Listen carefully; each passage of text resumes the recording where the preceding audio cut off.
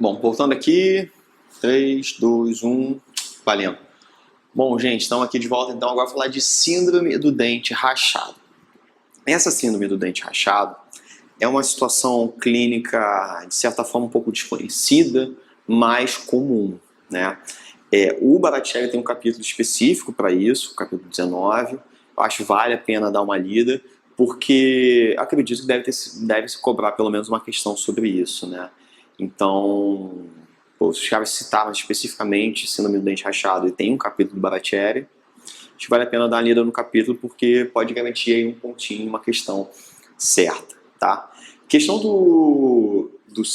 da síndrome do dente rachado, também chamada de síndrome do dente gretado, acontece, é muito comum quando você tem uma restauração ampla, profunda muitas vezes, mas principalmente ampla, e executada com um material muito rígido. Então você tem um impacto muito grande nesse dente, né, porque a transmissão de força é muito intensa, e isso pode gerar pequenas trincas no dente, que ao longo do tempo elas vão se propagando, tá?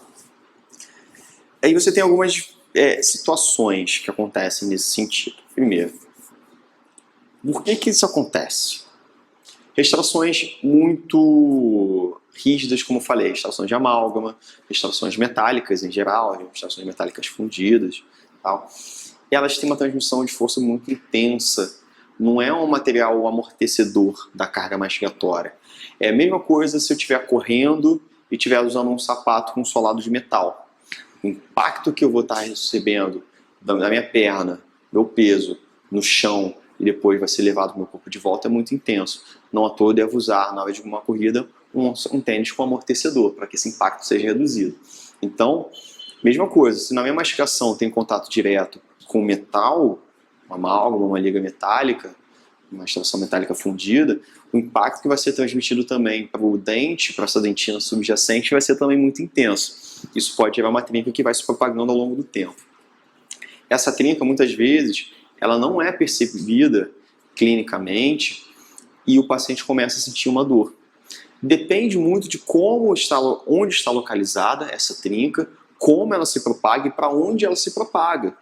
Muitas vezes essa trinca vai se propagando até um ponto que, fratura uma cúspide como um todo. Tem uma deflexão de cúspide ali, fratura a cúspide como um todo, uma fratura bem complicada. Ou às vezes ela consegue se propagar bem no sentido do longo eixo do dente e ocorrer uma fratura completa do dente.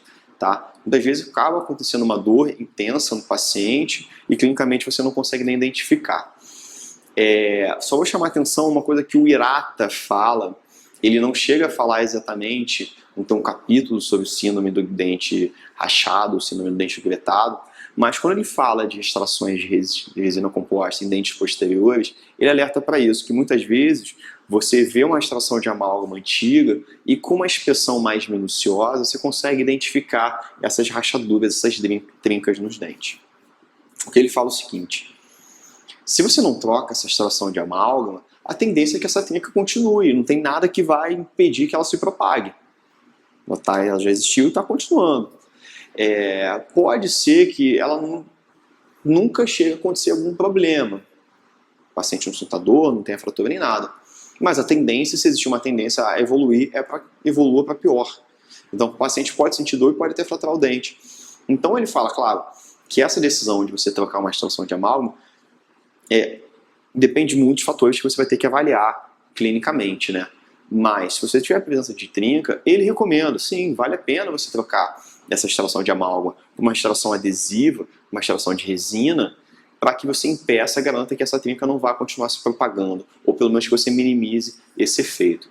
Pô, Fábio, será que não vale a pena, então, esperar essa trinca propagar para você trocar? O custo provavelmente vai ser maior depois, né? Então, uma justificativa, vou trocar uma extração que não está dando problema, mas pode vir a dar problema, porque quando vier a dar problema, esse custo de restauração desse dente pode ser muito mais caro, porque aí já não vai bastar uma extração direta de resina composta. Talvez tenha que ser feita uma extração indireta, ou talvez tenha que extrair o dente de acordo com essa fratura, se for muito intensa. Tem que extrair o dente, botar implante, fazer coroa sobre implante, enfim, eu posso ter um custo muito maior. Então, nesse sentido, o Irata até comenta, pô, uma vez que você tem a possibilidade de evoluir para pior, e você pode já prevenir isso, a prevenção acaba sendo mais barata. Então, é uma justificativa que ele apresenta. Interessante, tá ok? Bom, vamos passar aqui, ó. Síndrome do dente rachado, também chamado de síndrome do dente trincado ou gretado, caracteriza pela presença de uma rachadura que envolve esmalte e dentina, que pode causar uma fratura completa do dente e comprometer a integridade do remanescente dental. Sintomas: dor aguda, quase insuportável, de pequena duração e desconforto durante a mastigação, além de sensibilidade a variações térmicas. O tratamento pode variar desde uma restauração até uma exodontia. Claro, depende como essa trinca está localizada, onde, e muitas vezes, gente, é difícil identificar essa trinca, e mesmo em radiografia, às vezes você não consegue identificar, claro, de acordo com a incidência dessa trinca, tá? Tipos de fraturas: fraturas em esmalte, só uma linha de esmalte, uma pequena trinca, uma fissura, visível na superfície do dente, tá? Sem envolvimento de dentina, geralmente é sintomática e não requer tratamento, a não ser uma pequena observação, né, uma preservação, para você ver se essa trinca não está evoluindo ou não. Tá? Rachaduras ou fraturas incompletas caracterizam-se por um defeito no qual há envolvimento e ruptura da dentina. Entretanto, os segmentos não se separaram perceptivelmente, mantendo-se unidos por uma porção de estrutura dental. Tá? Podem envolver esmalte, dentina, cemento e ou material restaurador, com evolução, extensão para a polpa e ligamento periodontal em alguns pacientes. Na maioria das vezes não necessitam de tratamento se não tiver sensibilidade, nada incomodando muito o paciente. Fraturas completas, aí quando tem defeito que há ruptura da continuidade da dentina, formando fragmentos independentes que comprometem a polpa e o ligamento periodontal. E aí tratamento, restaurador. Se você tiver uma fratura que envolva somente coroa, que você consiga não envolva polpa, ou alguns casos que está mais intenso, que você tem a fratura que separou por completo. Às vezes você consegue separar as raízes, né? A fratura total da coroa e as raízes são separadas. E nesse caso não tem muito o que fazer, é exodontia. Fatores etiológicos, o que causa, né? Fatores oclusais, como traumatismo acidental mastigatório, hábitos parafuncionais, mordida aberta, interferência oclusal, alguns procedimentos operatórios, como instrumentos rotatórios cortantes inadequados, laser sem irrigação adequada, preparo cavitário amplo, preparo para pinos intrarradiculares, condensação da amálgama, expansão da amálgama, olha aí, expansão tardia, contração de polimerização da resina, cimentação de restaurações indiretas, cimentação de pinos, especialmente os ativos. Isso também é outro material que a gente quase não utiliza mais, sabe? Cimentação pino ativo, não tem motivo, né? Não tem mais uma justificativa plausível para você fazer uma cimentação com pino ativo, aquele pino rosqueável, né? A gente fala de ativo, a gente fala aquele rosqueável. Ou tratamento endodôntico também. Outras causas de acidente, né? Uma pancada, um trauma, cavidades não restauradas, lesões cervicais não cariosas profundas. Então, assim, depois eu tentei procurar a questão de síndrome do dente rachado, né? Acabei não encontrando assim rapidamente. Depois eu ver se eu até encontro mais alguma coisa. Mas realmente assim, eu até estudaria, de verdade, daria lido no capítulo do Baratieri, porque acho que tem potencial de ter pelo menos uma questão para garantir. Beleza? Então, é coisa rápida mesmo, pouquinho. Então, vamos dar sequência aí. Vamos lá. 3, 2, 1, valendo. Bom, gente, chegamos então agora à parte de materiais de moldagem. Tá? Aí, seguinte, o conteúdo de materiais de moldagem a gente vai encontrar, claro, no Conceição, vai encontrar no Baratieri, mas com um aspecto muito mais clínico. Nenhum desses livros, no Irata um pouco também, mas nenhum desses livros vai estar um capítulo somente de materiais de moldagem, né, obviamente. Eles vão falar na parte de materiais indiretos, e claro, você tem faceta, tem coroas, inlays, onlays, e aí eles falam do material de moldagem naquela indicação clínica. O Anusavice, o Philips de materiais dentários, ele já vai falar na parte de propriedades, composição, das reações, como cuidar, de como fazer e tal, tá? Então, eu recomendo uma leitura legal desse capítulo, capítulo 8, porém, sendo bem sincero, eu também não recomendo uma leitura total. Por quê? Como é que esse capítulo está montado? Ele começa falando de materiais de moldagem, da moldagem, qual é a importância, o que a gente espera de material de moldagem, enfim.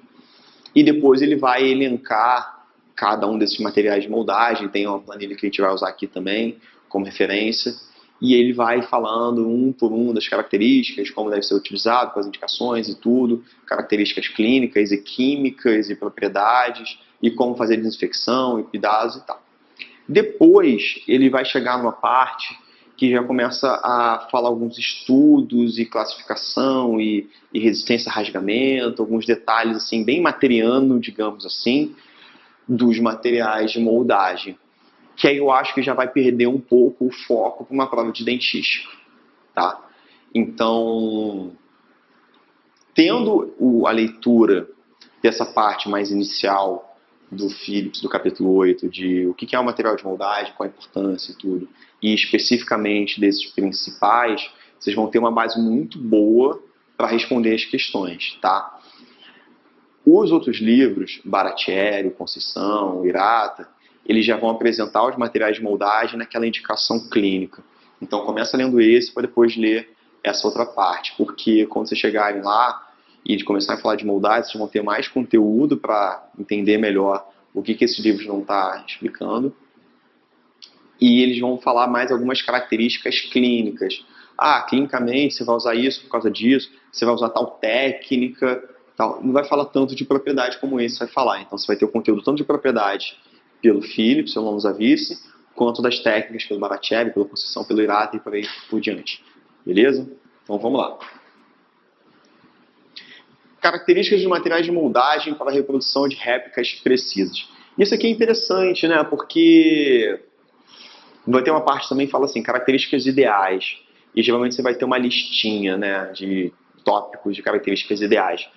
A gente, como professor, a gente monta aula também, né, e monta questão, monta prova, o pessoal da graduação, é interessante, a gente adora essas partes dos livros, né, quando tem uma listinha, né, características ideais, condições que acontecem, isso aqui, é muito fácil. Então, vejo muito isso em prova de concurso também, sabe? Então, quando a gente pega um capítulo e diz assim, quais são as características ideais e tal, tem uma listinha ali, pega ali, sabe? Dá uma lida ali, porque é sempre... É que até para quem está montando a questão é mais fácil você pegar a questão ali, entendeu? É mais prático. E também você justificar aqui, não, tem essa tabelinha aqui, tem essa lista aqui no capítulo, a resposta estava aqui. Então, é legal para a questão da prova, então para estudar também, ficar atento nisso. Então, características de materiais de moldagem para a reprodução de réplicas precisas. Ser suficientemente fluido para a adaptação dos tecidos orais. Claro, ele fala de fluido ser leve, de ser aquele líquido bem ralo, digamos assim. E esse líquido mais ralinho, mais fluido, ele consegue entrar melhor nas reentrâncias, nos pequenos detalhes da anatomia dental e oral.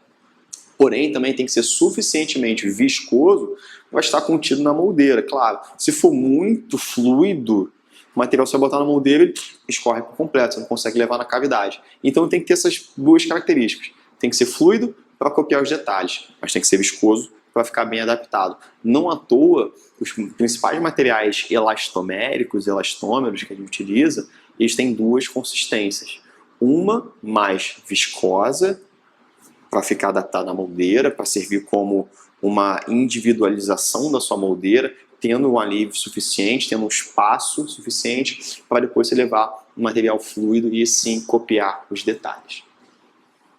Outras características: tomar presa na boca em um tempo razoável, menos de 7 minutos, ser resistente à distorção ou rasgamento quando removido da boca, ser estável, ser biocompatível, apresentar bom custo-benefício. Então, assim, isso é realmente acaba sendo cobrado. O Phillips, ou a Nusavice, né, vou falar já o nome do autor, ele faz essa divisão bem interessante, esse quadrinho tem lá, tá, que ele vai dividir os materiais de moldagem da seguinte forma: de acordo com o mecanismo de presa, vai considerar materiais de presa química, que são irreversíveis, ou de reação física, que é reversível, você consegue voltar se você altera essa característica física. Ele também divide em anelásticos, ou seja, materiais rígidos, e materiais elásticos. Vamos pensar o seguinte, material que é rígido, anelástico, perdão, você consegue remover o dente, por exemplo, ele tem uma anatomia que ele é retentiva. Ele tem um educador protético, na região cervical ele é mais estreito, então você bota o material de moldagem ali, ele gruda ali. Se ele não tiver uma flexibilidade para ele se deformar, sair do dente e voltar para a sua posição original, você não consegue fazer uma boa moldagem. Então, imagine se o material seja rígido. Eu consigo botar o material lá, ele tomou preso na cavidade. Como é que eu consigo remover? Consigo? Não. Então, o material rígido, eu posso moldar dente? Não, não posso. Eu vou ter que moldar o quê? Rebordo alveolar. Tá? Paciente desdentado nessa situação. Tá? Então, materiais anelásticos, materiais rígidos, a gente utiliza para paciente que não tem dente, não pode usar dente. Para material elástico, eu posso usar em paciente que tem dente? Posso, devo. Posso usar em paciente que não tem dente? Pode também, tá? Então, eu tenho aqui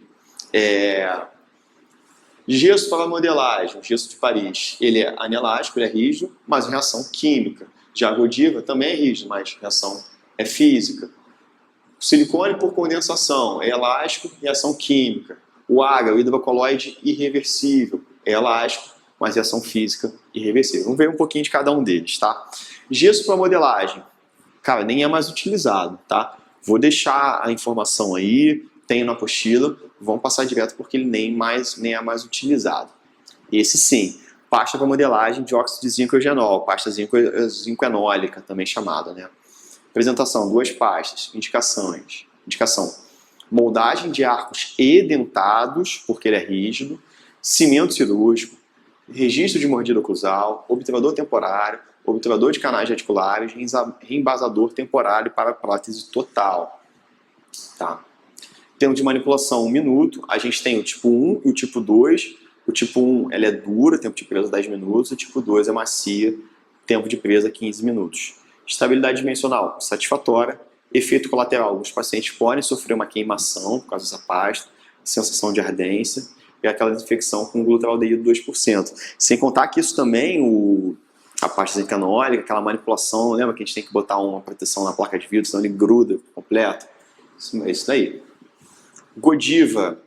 Godiva é um material também já pouco utilizado para moldagem total, né? Você usa só para um reembasamento, alguns detalhezinhos, mas é um material que a gente utiliza às vezes para estabilizar um grampo no isolamento absoluto, a gente utiliza para fazer um registro de mordida, para botar um arco facial, quando você está montando um articulador semi-ajustável. É um material que tem uma facilidade, porque você tem godiva de baixa fusão, que a gente utiliza para situações, que é um bastãozinho, você esquenta rapidamente com isqueiro, com a lamparina, esquenta pouquinho só, baixa, não precisa nem levar muita temperatura, ele começa a derreter. E claro, como ele não precisa de temperatura muito alta para chegar a um ponto de fusão, não chega muito quente na boca do paciente também, então você consegue utilizar com muita tranquilidade. Tá? São plásticos de moldagem, possuem deformação plástica, material termoplástico e baixa condutividade térmica, então ele não passa muito calor. Tipo 1, baixa fusão, forma de lâmina ou bastão, utilizado para moldagem de cavidade oral. Ou tipo 2, alta fusão, usado para placa base, construção de moldeiras para uso na cavidade oral. Estabilidade dimensional é insatisfatória. Para minimizar a distorção, deve-se resfriar antes da remoção da boca e vazar o molde na primeira hora.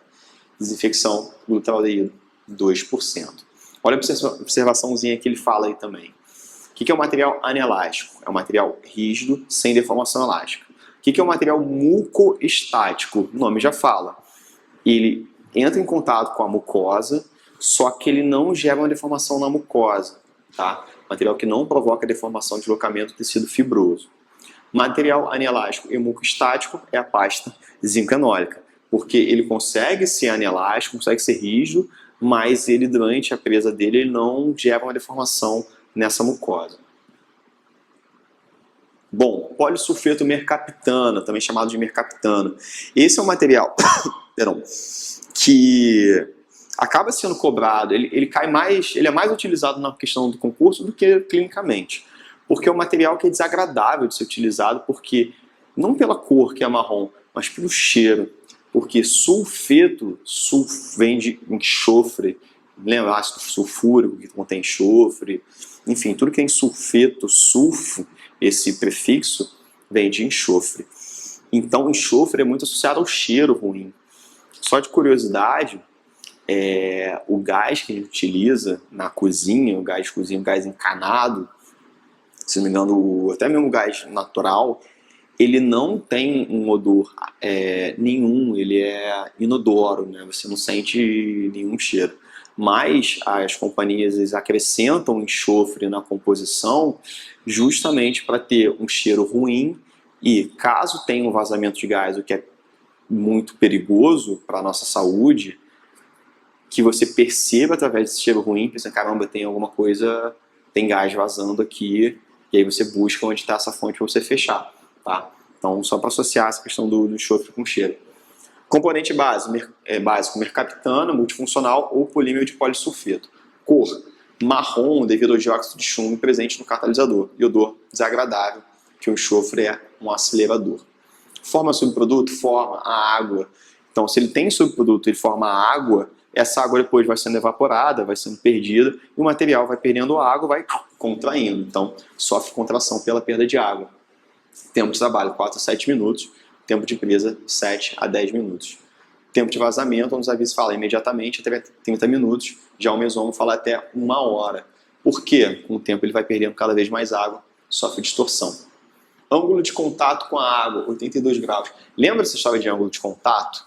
Que quanto mais próximo do zero, melhor o molhamento. E esse aqui, 82, já é mais próximo de 90. Ele não tem um ângulo de contato muito bom, não. Ou seja, não é um material muito hidrofílico, não. Tem materiais que são mais hidrofílicos, tá?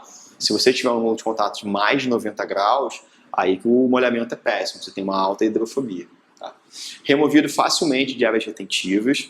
Desinfecção, imersão em glutaraldeído, compostos clorados, iodóforos ou fenóis.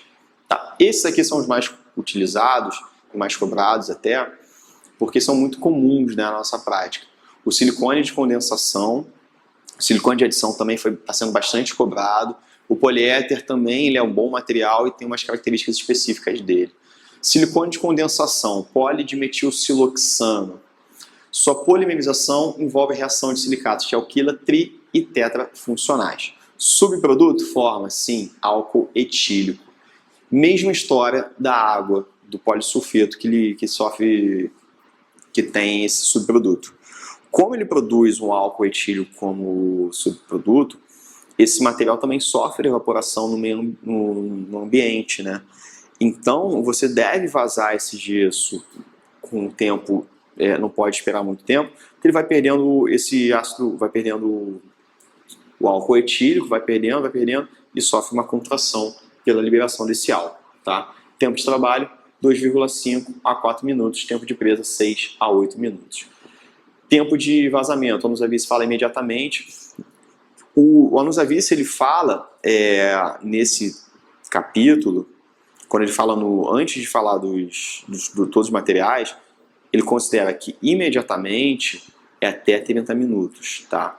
Então ele já dá essa descrição. Depois, quando ele vai especificamente para cada material, quando ele fala imediatamente, você já sabe que ele falou antes, imediatamente até 30 minutos, tá?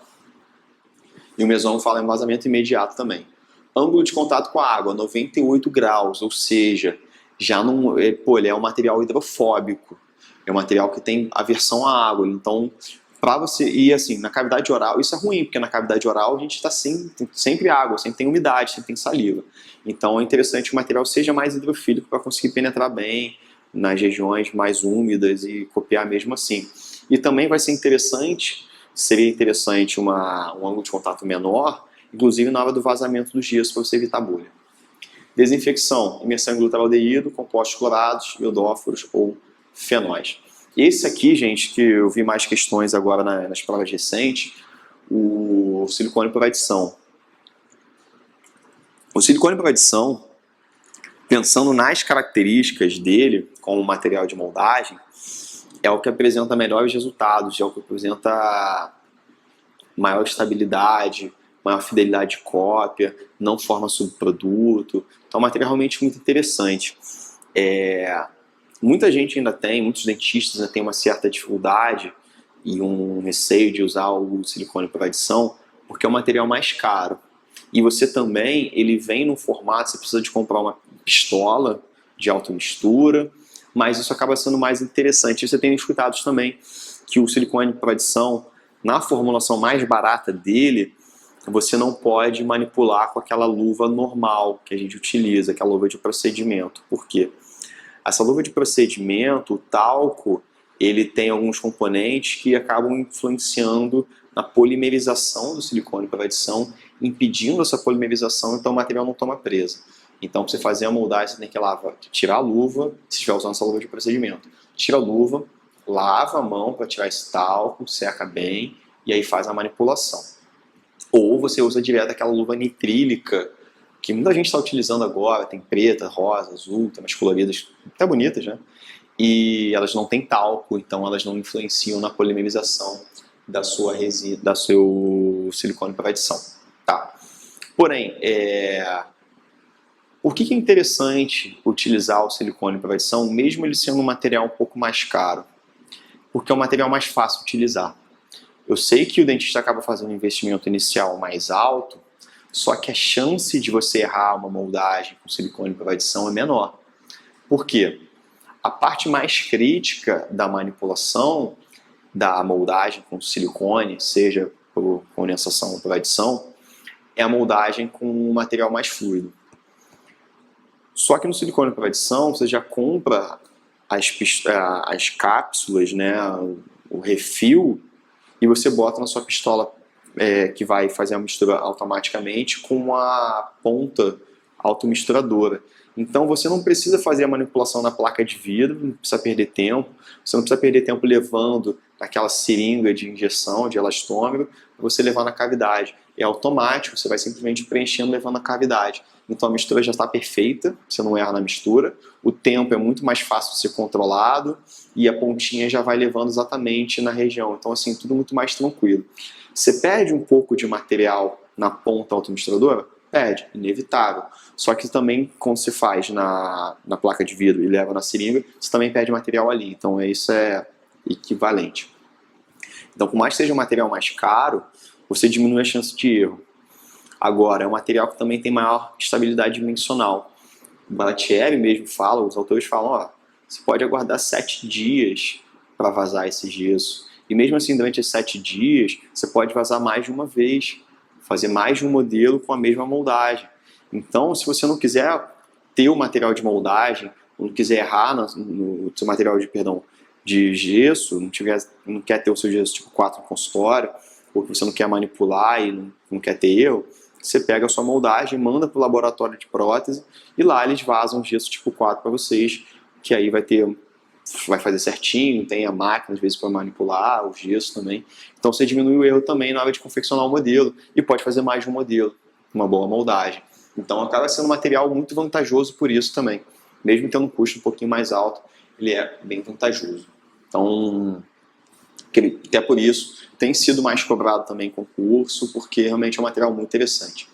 Apresenta melhor elasticidade, é um material mais estável, pode vazar gesso mais de uma vez, e não forma subproduto. Por ele não formar subproduto, isso que vai garantir também uma ótima estabilidade dimensional a longo prazo. Porque ele não está formando que nem o polissulfeto, que forma água, e depois a água evapora e vai contraindo. Ele não forma álcool etílico que nem o silicone por condensação, que depois libera o álcool e ele vai contraindo. Ele não tem formação de subproduto. O que pode acontecer é uma reação secundária que vai ocorrer vai ter a liberação de gás hidrogênio.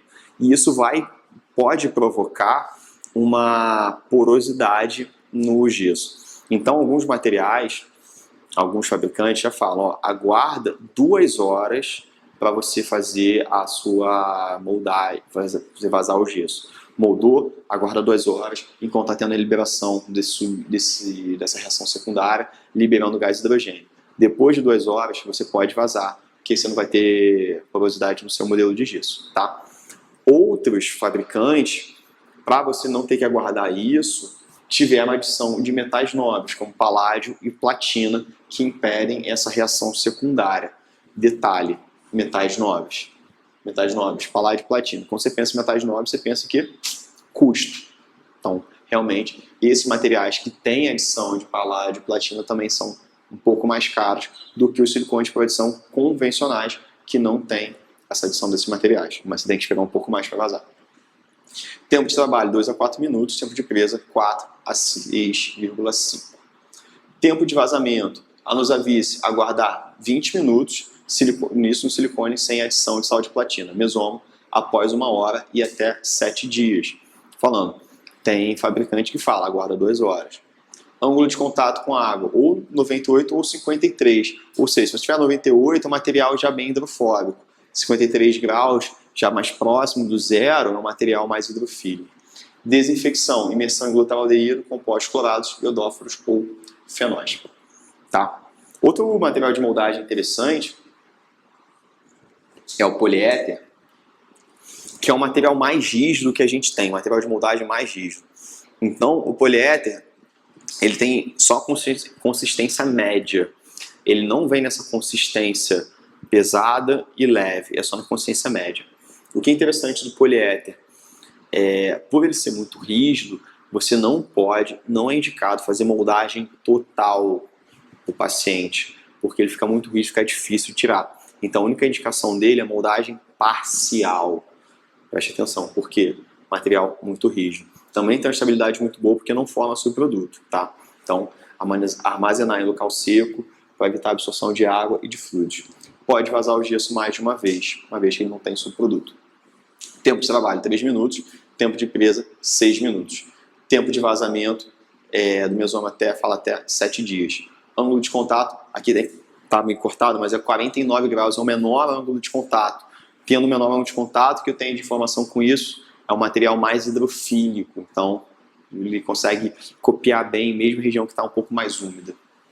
Importante no uso de um adesivo, de modo que as tensões produzidas não desloquem o material da moldeira, e desinfecção com compostos clorados ou iodóforos, tá? Essa tabelinha tem aí na apostila de vocês também, tá? Fazendo a comparação dos materiais de moldagem, tá? E biocompatibilidade, que é o polissulfeto, causa contagem mais baixa de morte celular, e o poliéter é o que tem maior valor de citotoxicidade, tá?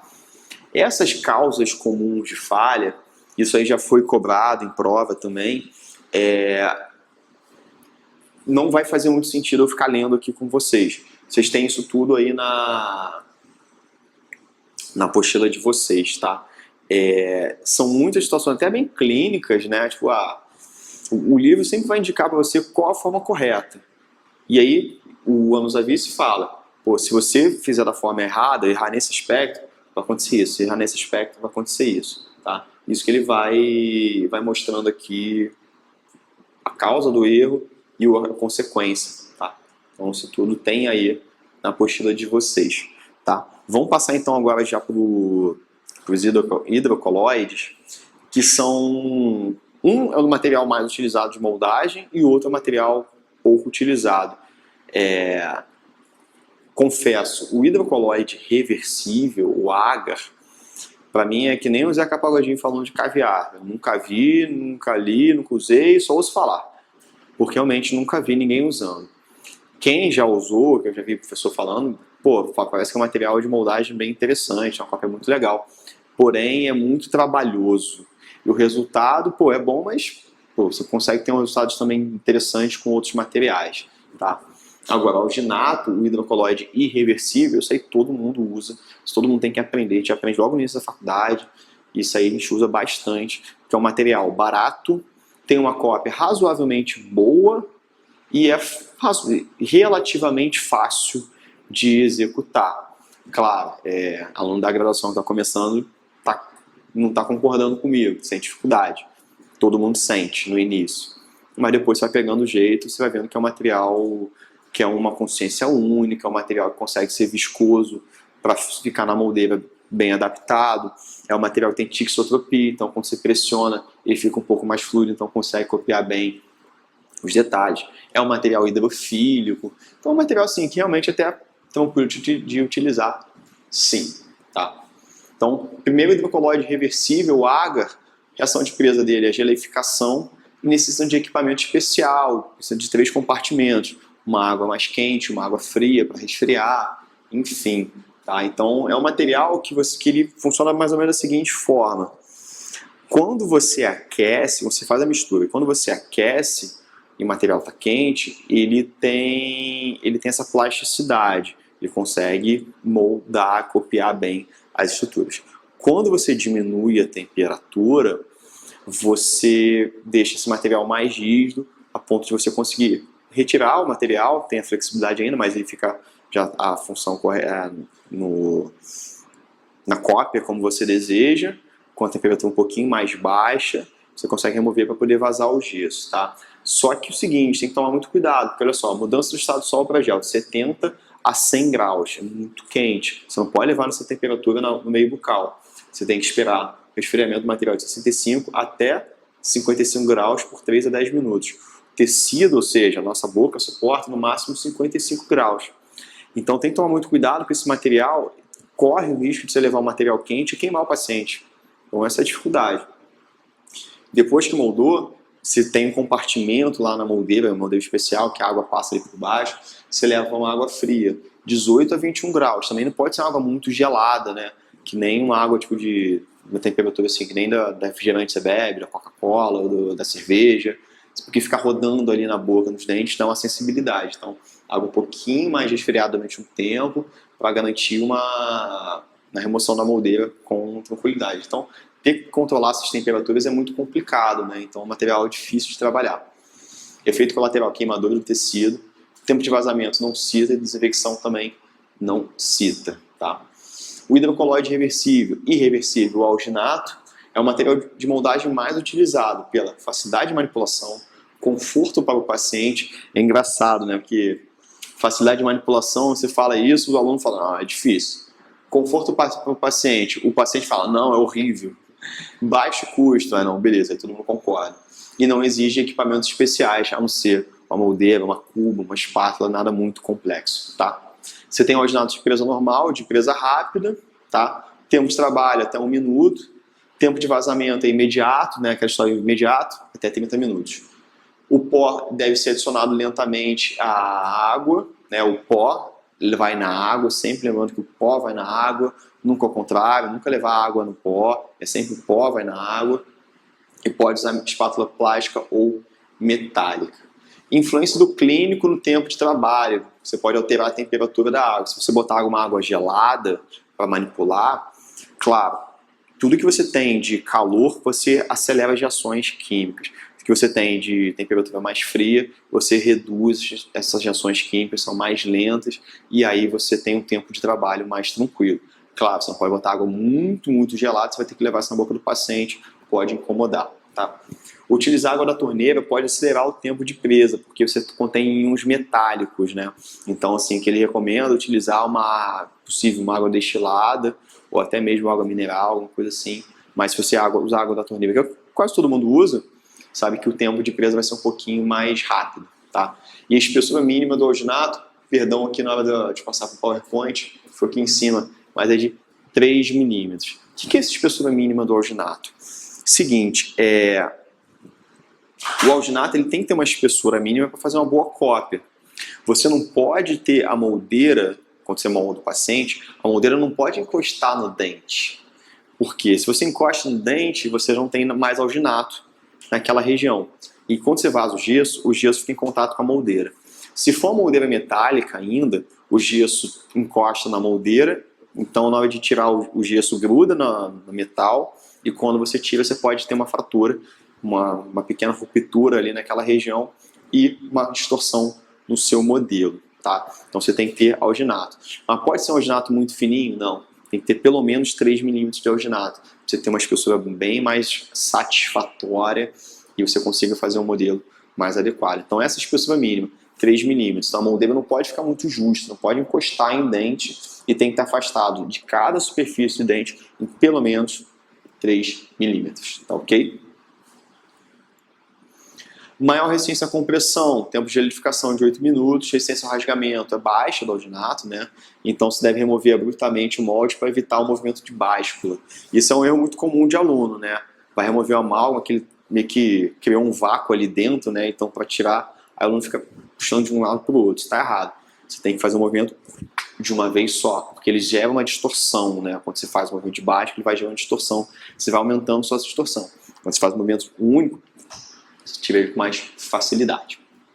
Estabilidade dimensional é baixa, então tem que vazar imediatamente, porque ele sofre cinérese e embebição. Lembrando, cinérese é a perda de água, embebição é o ganho de água. Sugestão: meio de armazenamento em solução de sulfato de potássio 2% ou umidade relativa 100%, como uma câmara de armazenamento, o famoso umidificador.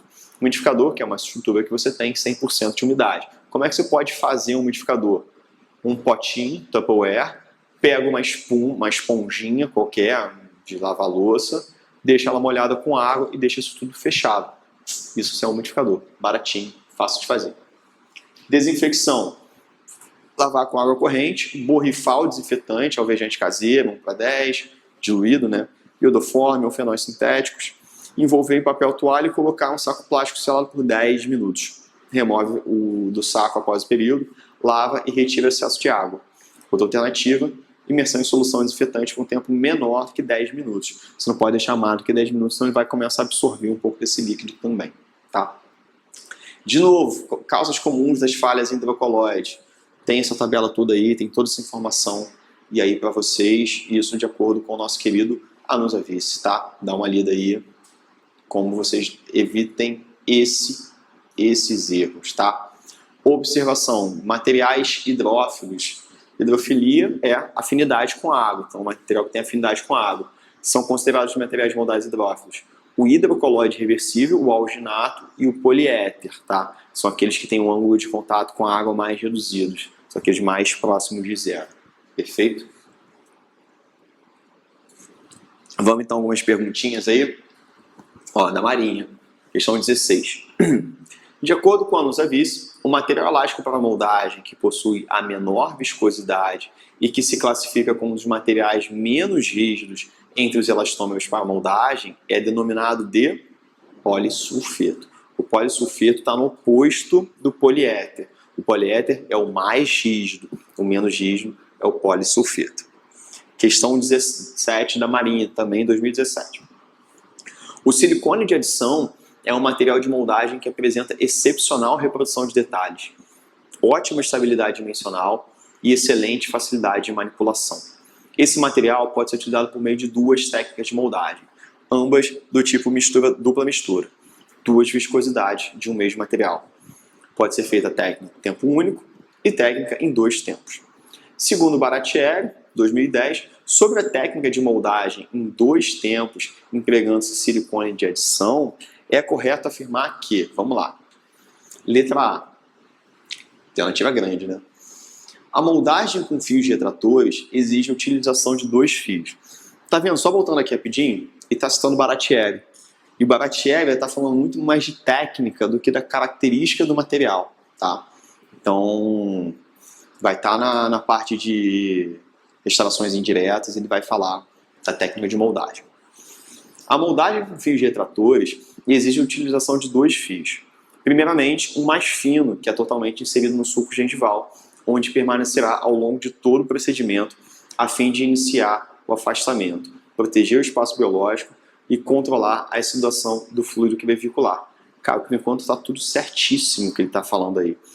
Você vai fazer a moldagem com 2 fios, pega um mais fininho, vai botando em profundidade, você faz um afastamento em profundidade desse suco gengival, mantém aquele ambiente mais seco, porque esse fio também absorve aquela umidade que vem do fluido crevicular, protege o espaço biológico ali, então você tem uma condição muito interessante. Enquanto tudo certinho. Um segundo fio mais calibroso, responsável por afastar lateralmente os tecidos gengivais que circundam o dente e que é removido antes da moldagem. Pô, por enquanto tá tudo certinho. Cara, alternativa A, aparentemente acho que eu vou marcar, vamos ver. Então, segundo, um fio mais calibroso, responsável por afastar lateralmente os tecidos gengivais que circundam o dente e que é removido antes da moldagem com material de alta viscosidade.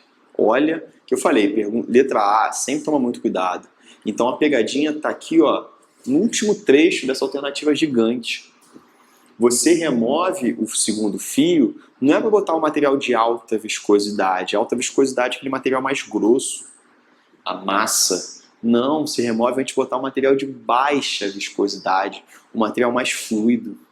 Então, por causa disso, por causa de 4 letrinhas aqui, a alternativa A está errada. Então, toma muito cuidado. Lê com muita atenção toda a alternativa. Vê com calma, porque aqui, ó, quem não leu com calma, marcou letra A e errou. Tá? Letra B.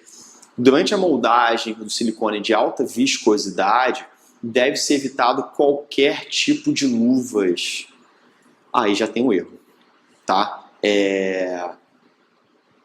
Rapaz, acabei que o slide está ruim aqui, mas o erro já está aqui. Deve ser evitado qualquer tipo de luva. Não, eu posso utilizar uma luva nitrílica que não tenha talco. Isso aí você pode utilizar para o silicone para adição. Então a alternativa B está errada, tá? Aqui no meu slide que ficou estranho aqui, que eu não apaguei direitinho, mas na postura está correta. Letra C.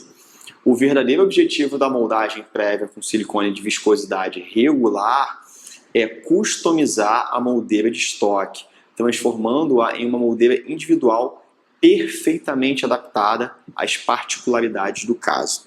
Bom, algumas coisas que estão erradas aqui.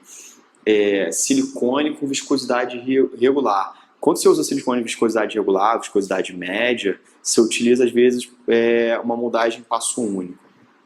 Agora, ele até considera que o silicone por condensação ele não tem consistência pesada, ele só contém a consistência massa, que ele chama.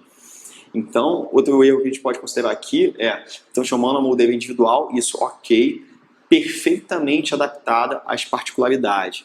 Não é que é perfeitamente adaptada, você tem que ter um alívio ainda para material leve, para copiar. Então, também não chega a ser perfeitamente adaptada. A resposta da alternativa C está errada. Vamos ler a letra D. O preparo da moldeira antes do segundo tempo da técnica de moldagem pode ser realizado na criação de sulcos de escape no silicone, preferencialmente com uma goiva ou pela criação de um alívio na região palatina do molde, a fim de criar um reservatório para receber o excedente do material que flui pelos sulcos de escape. Corretíssimo, corretíssimo. Você faz a moldagem com silicone, uma massa, pesado, né, que a gente chama, mas com a massa, cria sulcos de escape, cria regiões para que quando você levar o leve, não fique com excedente, que ele consiga moldar e o que sobrar escape nessa região. Então a alternativa D está corretíssima. Vamos ler a E ainda. Caso o fio retrator mais delgado fique aderido ao molde após a remoção da moldeira, esse fio deve ser cuidadosamente removido para permitir que o modelo de gesso seja corretamente vazado, assegurando a reprodução correta das regiões de margem. Pelo contrário, se o segundo fio ainda continuar, quer dizer, o segundo fio é o que você remove, o primeiro, que é o mais delgado, que fica lá no fundo, se ele continuar, você mantém durante o vazamento. Tá? Então a resposta certa é a letra D de dado. Questão 18. De acordo com a Nusa Vice, Shen e Halls, com relação aos materiais de moldagem, é correto afirmar que, letra A, os elastômeros formam um grupo de materiais de moldagem poliméricos naturais, que são quimicamente lineares após a presa, que conferem elasticidade e que podem ser esticados, recuperando rapidamente suas dimensões originais quando a tensão é liberada. Então, assim, não está correta essa. Os elastômeros formam um grupo de materiais de moldagem poliméricamente naturais. Não. São, na verdade, muitos materiais sintéticos, como silicone de adição, silicone de condensação. São quimicamente lineares, conferem elasticidade, e que podem ser esticados. O poliéter, por exemplo, é um material rígido, então você não consegue esticar ele bem assim, tá? Recuperando rapidamente suas dimensões originais quando a tensão é liberada, então não está correto. Letra B. Quimicamente, os polissulfetos podem ser classificados contra a reação de polimerização, como de adição ou de condensação. Não. O silicone que você pode ser de adição ou condensação. Polissulfeto, não. A resposta B está errada. Letra C. A formação de etanol ou álcool etílico como subproduto da reação de polimerização do silicone por condensação após a mistura da pasta base com a catalisadora é responsável pelo grande por grande parte da contração do material pós-presa. Perfeito. Letra D. A reação de polimerização do polivinilsiloxano não gera água como subproduto. Polivinilsiloxano é o silicone para adição. O único subproduto produzido é o gás hidrogênio, que possibilita o vazamento de gesso, pode ser feito imediatamente ou após a moldagem em até 24 horas. Está errado. Então, assim, não é subproduto, é reação secundária. Realmente é o gás hidrogênio. Possibilita o vazamento com gesso, pode ser feito imediatamente. Não, não é. Você tem que esperar esse gás ser liberado. Ou após a moldagem em até 24 horas, também não. Você pode até 7 dias. O método de escolha para desinfetar moldagens em poliéter que serão transportados para o laboratório em prótese de imersão em glutaraldeído por um período curto, menos de 10 minutos. Não, não é glutaraldeído. Se utiliza compostos clorados ou iodóforos. A resposta certa é letra C de casa. Beleza? Questãozinha 19. Segundo nos avisos Shane-Halls, com relação aos materiais de moldagem hidrocoloide, é correto afirmar que, letra A, para a mistura do pó com a água, o pó do alginato com a água, deve-se usar uma espátula metálica ou plástica. E a água deve ser adicionada lentamente ao pó? Não, o pó vai na água. B, para a desinfecção, o molde do alginato pode ser imerso por no mínimo 20 minutos, no máximo 10. Errado. C, após o vazamento do gesso, caso o modelo fique em contato com o alginato por um tempo prolongado, a superfície desse modelo pode apresentar bolhas externas? Não. Bolha externa no modelo de gesso contém uma bolha no alginato. O que pode acontecer é ter aquela superfície mais rígida, assim, aquela superfície mais esfarelando. Errado. Letra D. O uso da água de torneira pode acelerar o tempo de presa do alginato por conter íons metálicos, o que não ocorre com o uso da água destilada? Corretíssimo. Resposta certa é a letra D. Vamos ver a letra E. Para a gelificação do hidrocoloide reversível, que é o agar, a moldeira deve ser resfriada por cerca de 3 a 5 minutos. Com água de temperatura de 10 a 12 graus, não, muito frio. Você ia incomodar o paciente. Ele é de 18 a 21 graus. Tá, resposta certa, letra D de dado. Beleza, galera? Ainda tem outras questõezinhas aí para vocês fazerem também. Algumas que não ficariam muito bem aqui na aula, né? Porque tem aqui as V e F, algumas coisas assim, para relacionar, então vai ficar um pouco mais complicado. Mas tem as questões aí para vocês executarem. O gabarito está no final da apostila. Então, bons estudos aí. A gente volta daqui a pouco. A gente volta mais aí para a aula 7, vai ser a última aula, tá? Então, espero que tenha tudo acontecendo bem por enquanto. Qualquer dúvida, tem meu e-mail, tem o fórum, pode perguntar, pode entrar em contato. Estou aqui à disposição de vocês, beleza? Um grande abraço. Tchau, tchau.